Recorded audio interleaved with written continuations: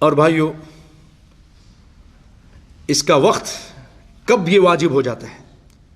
یاد رکھیے، سورج کے غروب ہوتے ہی، جیسے چاند نظر آ گیا اور سورج غروب ہوا، چاند بھی نظر آ گیا، تو عید کی رات سورج کی غروب ہوتے ہی یہ فرض ہو جاتا ہے، واجب ہو جاتا ہے روزے دار پر یا جو بھی موجود ہیں.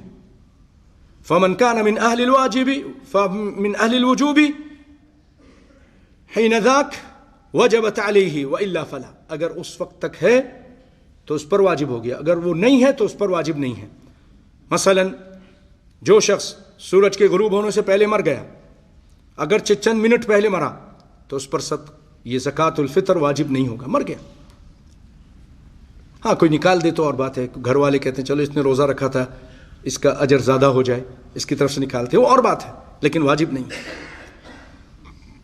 وَإِن مَاتَ بَعْدَهُ وَلَوْ بِدَقَائِقٍ، اور سورج کے ڈوبنے کے بعد، غروب ہونے کے بعد وہ مرا، تو اس پر زکوٰۃ واجب ہو جائے گی، زکوٰۃ الفطر واجب ہوگی. اسی طرح ایک بچہ پیدا ہوتا ہے، وَلَوْ وُلِدَ شَخْصٌ بَعْدَ الْغُرُوبِ وَلَوْ بِدَقَائِقٍ لَمْ تَجِبْ فِطْرُهُ، تو اس کے اوپر واجب نہیں اگر بچہ پیدا ہوا ہے. لیکن اگر نکال دے، کہتے ہیں نکال دیں، ہم نکال دیں گے، اللہ نے ہم کو دیا ہے، اس بچے کی طرف سے نکالیں گے، پیٹ میں جو اس کی طرف سے بھی نکالیں گے، تو اجر و ثواب ہی ثواب ہے، نکال سکتا ہے، اس میں کوئی حرج نہیں ہے.